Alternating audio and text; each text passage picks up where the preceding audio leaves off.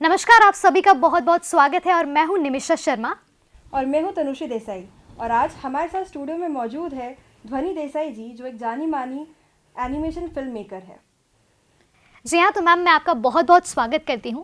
और मैम, मेरा सबसे पहला आपसे सवाल ये है कि आखिरकार आपकी इस एनिमेशन के सफ़र तक की क्या जर्नी रही है? देखिए, मेरी जर्नी तो काफ़ी इंटरेस्टिंग रही है। जी। करीबन 33 साल से मैं एनिमेशन फील्ड में हूँ। एक्चुअली मैं एक फाइन आर्ट स्टूडेंट नहीं हूँ। यूजुअली क्या है, एनिमेशन में जो फाइन आर्ट से वगैरह कॉमर्शियल आर्ट से लोग आते हैं, आर्ट बैकग्राउंड से, लेकिन मेरी जर्नी कुछ हट के रही है क्योंकि मैं एडवेंचर में मानती हूँ। मुझे एडवेंचर लाइफ बहुत पसंद है और मैं समझती हूँ कि हर एक व्यक्ति को थोड़ा रिस्क लेना चाहिए लाइफ में। तो मैंने स्टार्ट किया, तो मैं बीएससी स्टैटिस्टिक्स किया, फिर एमबीए फाइनेंस किया। और लेकिन मेरा घर का वातावरण ऐसे था कि मेरे माता पिता जाने माने लेखक और कवि है, और घर में इतने सारे ऐसा माहौल था क्रिएटिव कि इतने सारे पिताजी और माताजी के फ्रेंड्स आते थे। साहित्यकार है, नाट्यकार है, डांसर्स है, पेंटर्स है। तो ये सब माहौल में मैं बड़ी पली हुई, और इसलिए मेरे क्रिएटिव जीन्स इतने स्ट्रॉन्ग थे कि मैंने सोचा कि मैं कॉर्पोरेट जॉब नहीं कर सकती। और मैं अच्छी आर्टिस्ट भी थी, इसलिए मैंने डिसाइड किया कि मैं एनिमेशन में स्टार्ट करूं। तो वहाँ से मेरी शुरुआत हुई, और मैंने करीबन 3 स्टूडियो में जॉब किया। फिर करीबन अभी 25 साल से मेरा अपना स्टूडियो है, छोटा सा स्टूडियो है, जहाँ पे मैं एडवर्टाइजिंग काम करती हूँ, जो एड फिल्म्स के लिए एनिमेशन, स्पेशल इफ़ेक्ट्स वगैरह होता है। और फिर मैं अभी ज़्यादा कॉन्सेंट्रेट शॉर्ट फिल्म्स में करती हूँ। मुझे काफ़ी अंतर्राष्ट्रीय पुरस्कार मिले हैं। मैं थोड़े सालों से इंडिया में तो सही फिल्म फेस्टिवल्स में जूरी में रहती हूँ। मैं national award, film national awards में भी मैं जूरी में रही हूँ, और मैं इंटरनेशनल भी जूरी में रही हूँ। जैसे न्यूयॉर्क फिल्म फेस्टिवल है, वहाँ पे मैं 5 साल तक ग्रैंड जूरी में पैनल पे थी। अभी लास्ट ईयर मैं बल्गेरिया जाके आई, जो वहाँ का बहुत बड़ा एनिमेशन फेस्टिवल है। तो मेरी जर्नी थोड़ी डिफरेंट रही है than the usual animators. Okay ma'am, एक और सवाल मेरे मन में आया है। जैसे आपने कहा कि आपने विदेश यात्रा भी की है, तो एक सवाल ये है कि इंडिया में एनिमेशन का ज़्यादा महत्व है या फिर विदेश में, और आपका क्या एक्सपीरियंस रहा है इंडिया और फॉरेन में? देखो, हम लोग इंडिया में ऐसा समझते हैं कि एनिमेशन जो है वो बच्चों के लिए है। जी। टॉम एंड जेरी है या दूसरे जो कार्टून्स है, मिकी माउस है, ये वो। लेकिन और जब भी मैंने भी शुरुआत की थी मेरे फील्ड में, एनिमेशन में, तभी लोग ऐसे ही समझते थे कि कार्टून होता है एनिमेशन। हाँ। लेकिन जब भी हम लोग विदेश की फिल्में देखते हैं, वर्ल्ड सिनेमा देखते हैं, तो पता चलता है कि वहाँ जो एनिमेशन की जो समझ है, it's completely different than what we think over here. वहाँ पे एक्सपेरिमेंट्स भी बहुत होते हैं, एब्स्ट्रैक्ट एनिमेशन भी होता है, सररियलिस्टिक एनिमेशन होता है, और अलग अलग स्टाइल्स, मीडियम्स यूज करते हैं। हम लोग क्या है, डिज्नी से प्रभावित हुए हैं। हाँ। तो डिज्नी का ही हम जो कार्टून भी बनाते हैं या एनिमेटेड कैरेक्टर्स, वो वहाँ से ही इंस्पायर्ड होके बनाते हैं। जैसे वर्ल्ड में हर एक एनिमेटर एक अपनी स्टाइल बनाता है। सो वो जो फ्रीडम है, वो यहाँ का माइंडसेट अभी तक इतना चेंज नहीं हुआ है, हो रहा है। शायद 10-20 साल में काफी बदलाव आ जाएंगे। जी। मेरे जो अनुभव आप बता रहे थे विदेश के, तो काफी साल पहले में एक अलग अनुभव है जो एनिमेशन से इतना रिलेटेड नहीं है, लेकिन ह्यूमन लाइफ से रिलेटेड है। जी। तो मैं फर्स्ट टाइम शायद 17-18 साल पहले विदेश गई थी, जर्मनी में। और फर्स्ट टाइम मेरी फिल्म वहाँ पे नॉमिनेट हुई थी। तो मैं वहाँ गई, फर्स्ट दिन गई, और मुझे वहाँ पे उन्होंने बोला ठीक है, ये रेस्टोरेंट में लेके जाओ। मैं अकेली गई थी, और मुझे लेके गए पाकिस्तान रेस्टोरेंट में, बोला ये इंडियन रेस्टोरेंट है। जी। तो मैं वहाँ गई, और वहाँ पे जो थे मैनेजर वगैरह आए, मुझे देख के इतने खुश हो गए।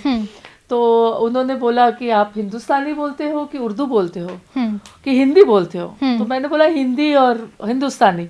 हिंदुस्तानी मतलब उर्दू एंड हिंदी मिक्स। जी। फिर बोले कि हिंदुस्तान से आए हो? मैंने बोला हाँ। बोला अच्छा, आप ऐसा करो कि आप कितने दिन तक हो, किसके लिए आए हो, ये वो। तो मैंने उनको समझाया, मेरे साथ वो फेस्टिवल कोऑर्डिनेटर भी थी जो मुझे बाहर लेके गई। उन्होंने बोला कि उनकी फिल्म नॉमिनेट हुई है, कभी है, उन्होंने पूछा उनका स्क्रीनिंग कभी है। तो उन्होंने बोला कि कल उनका स्क्रीनिंग होने वाला है। ये भाई साहब ने बोला कि दीदी आपको जब भी आना है यहाँ आओ और खाओ, मैं 1 रुपया नहीं लूंगा आपसे। और तभी तो यूरोज था, हमारे इंडियन रुपये और यूरोज में बहुत फर्क होता है। जी बिल्कुल। तो मैं भी चौंक गई, क्योंकि पाकिस्तान है, हम भी जरा सोचते हैं कि भाई क्या है माहौल। Next day you will be surprised कि मेरा स्क्रीनिंग था और मैं जल्दी पहुंच गई। और मुझे वहाँ के फेस्टिवल की जो टीम थी उन्होंने बोला कि आपने हमें बताया नहीं, आपके तो फ्रेंड्स हैं यहाँ पे। मैंने बोला नहीं, मेरा तो कोई हैम्बर्ग करके सिटी में था। मैंने बोला मेरा कोई फ्रेंड है नहीं यहाँ पे। तो बोला नहीं, आपके तो गेस्ट आए हैं। You will not believe it, एक इतना सा बड़ा बुके लेके मेरी तरफ से जैसे एज अ ऑडियंस आए थे, मुझे चीयर अप करने। और मैं इतनी टच्ड हो गई कि जिसके साथ कुछ लेना देना नहीं है, पाकिस्तानी है, मैं फर्स्ट टाइम मिल रही हूँ, वैसे आए। फिर थोड़े दिनों बाद मैं वहां से गुजर रही थी और उन्होंने बोला कि दीदी, बाहर निकले होटल से, उन्होंने बोला दीदी आप बहुत दुबली पतली लग रही हो, क्या हो गया, खाना नहीं जम रहा है क्या?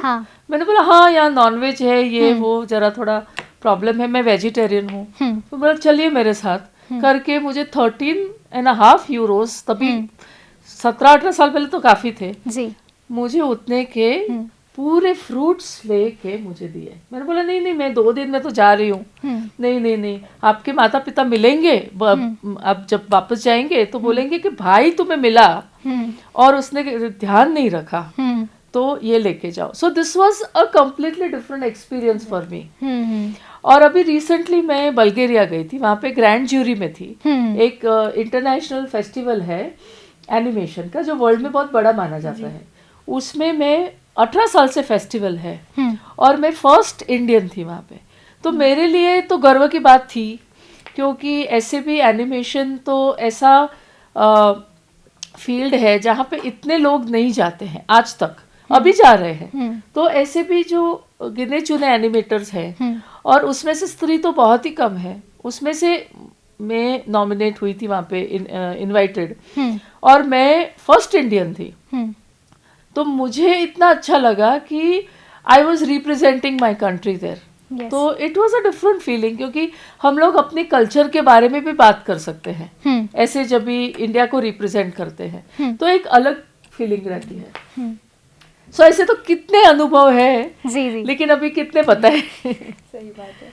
तो मैम, जैसे आपने एक्सपीरियंस के बारे में बात किया, तो जब आप मूवीज़ बनाती थी तो आपकी जो फर्स्ट मूवी बनाने का एक्सपीरियंस था और जो आपकी अभी लेटेस्ट मूवी बनाने का एक्सपीरियंस है, तो उसमें क्या डिफरेंस था? और फर्स्ट मूवी बनाने में आपको क्या क्या चैलेंजेस फेस करनी पड़ी थी?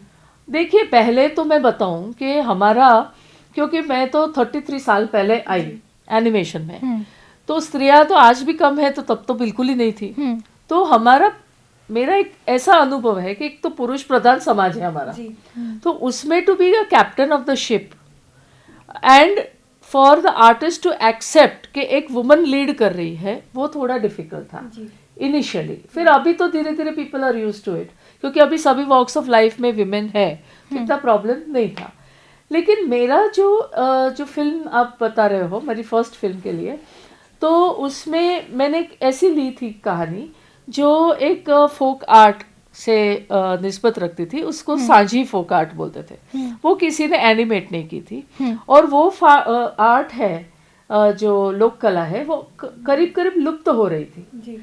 तो लोगों को इतना पता भी नहीं था। तो मुझे एक तो ढूंढने में बहुत टाइम लगा, फिर जो एक्चुअल आर्टिस्ट है, जो ओरिजिनल फोक आर्टिस्ट, उनको ढूंढने में, उनके पास से सीखने में।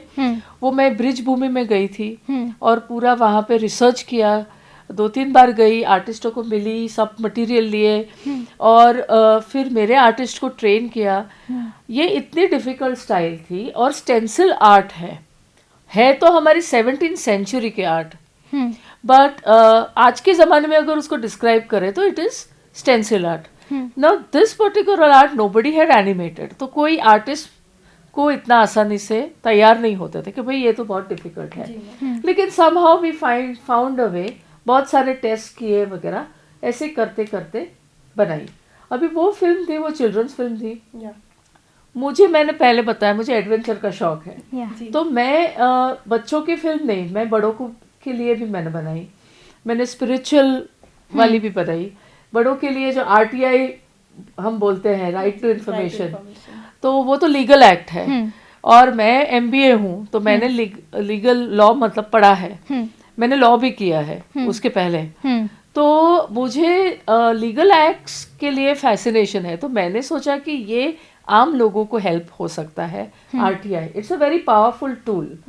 सो मैंने एक एक्सपेरिमेंट किया कि एनिमेशन और एक लीगल एक्ट को लेके एक फिल्म बनाऊं, और इस तरह के आम लोगों को पहुंचे और अपनी निजी जिंदगी में उसका वो उपयोग कर सके। उसको भी काफ़ी अंतर्राष्ट्रीय पुरस्कार मिले, इंडिया में भी, मिनिस्ट्री में से भी।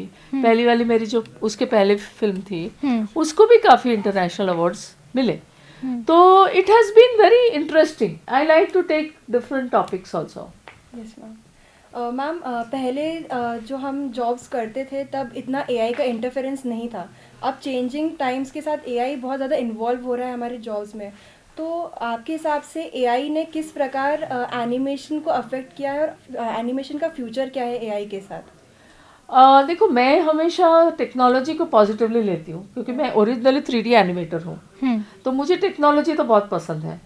अभी उसमें नए नए चेंजेस आते हैं, डेवलपमेंट्स आते हैं, तो बहुत अच्छी बात है। लेकिन उसकी वजह से जैसे मैं एग्जांपल दूँ, जैसे कैलकुलेटर है, क्या पहले हम लोग ऐसे ऐसे करके गिनते थे, बिल्कुल। हम जो हमारे टेबल्स हैं वो भी याद रखते थे, लेकिन कैलकुलेटर की वजह से हम ये सब भूल गए, सीधा सीधा वो करके हम करते हैं। ऐसा होना नहीं चाहिए, ऐसे मैं मानती हूँ।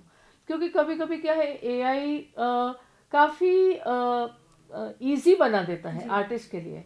लेकिन अगर आर्टिस्ट, क्योंकि हर एक आर्टिस्ट, उसके पास दिमाग भी है, दिल भी है, हर एक के पास, तो we think very differently. It's not like the how the computer thinks. Computer के पास तो जो इन्फॉर्मेशन है उसी में से वो आर्टिफिशियल इंटेलिजेंस करके वो एक सीन क्रिएट या इमेज क्रिएट करेगा। लेकिन हम कुछ नया सोच सकते हैं। तो अगर हम आर्टिफिशियल इंटेलिजेंस को सही मायने में उसका इस्तेमाल करें और उसको कंट्रोल करें, ऐसा नहीं कि वो हमें कंट्रोल करना शुरू कर दें। So we should enhance our skills and keep developing and keep learning new things, new tools। जो टेक्नोलॉजी बढ़ती है उसके साथ साथ में कदम मिला के चले, तो I think the future is very bright. Okay ma'am, आज के यूथ के लिए आप कोई टिप देना चाहेंगे कि वो एनिमेशन में कैसे अपना कदम रखें? देखिए, एनिमेशन में एक तो आर्ट का बैकग्राउंड अगर है, हाँ। या तो अच्छे आर्टिस्ट हो। जैसे मेरा आर्ट का बैकग्राउंड नहीं है, लेकिन मैं पहले से अच्छा ड्राइंग करती थी, और मुझे काफ़ी, मैं स्कूल में थी तभी मुझे इंटर स्कूल कॉम्पिटिशन्स में अवार्ड मिलते थे। तो एक मेरा फाउंडेशन था। लेकिन अगर आज की तारीख में किसी को ज्वाइन होना हो, तो अगर ड्राइंग स्किल्स अच्छे हैं, लेकिन मेन चीज़ क्या है कि उसको पेशेंस होना चाहिए जी। आज के जो बच्चे हैं उनको आज कोर्स किया और कल से उनको 2-4 लाख कमाना है, वैसे नहीं होता है। ये एक तपस्या है। सेकेंडली, टेक्नोलॉजी इतनी जल्दी बढ़ती है कि new things, new softwares keep coming, तो अपने आप को एक अपग्रेड करना चाहिए। दूसरी बात कि एक्सपोजर लेवल बहुत बढ़ाना चाहिए। जैसे फिल्म फेस्टिवल्स हैं, अगर उसमें आप जा सको, या तो इंटरनेट पे भी काफ़ी फिल्म्स होती हैं, या तो न्यूज़ लेटर्स आते हैं, उसमें किसी के इंटरव्यूज़ हैं जो बड़े मास्टर्स हैं, अगर मास्टर्स की फिल्म्स देखें तो भी बहुत अच्छा होता है, क्योंकि उनसे हमें सीखना मिलता है। और मैं मानती हूँ कि you should be a student for your entire life till your last breath. It's extremely important for you to success in life. ये मेरा मानना है।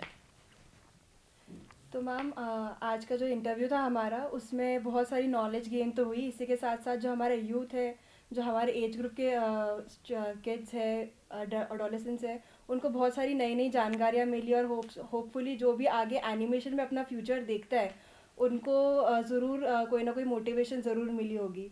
So thank you very much हमारे साथ इस शो में जुड़ने के लिए and and thank you so much and all the best in your future also. Thank you so much. And बस करते रहो, नारी शक्ति का तो जमाना है अभी, बिल्कुल मैम, है बिल्कुल. ना. जी, thank you ma'am. Thank you ma'am.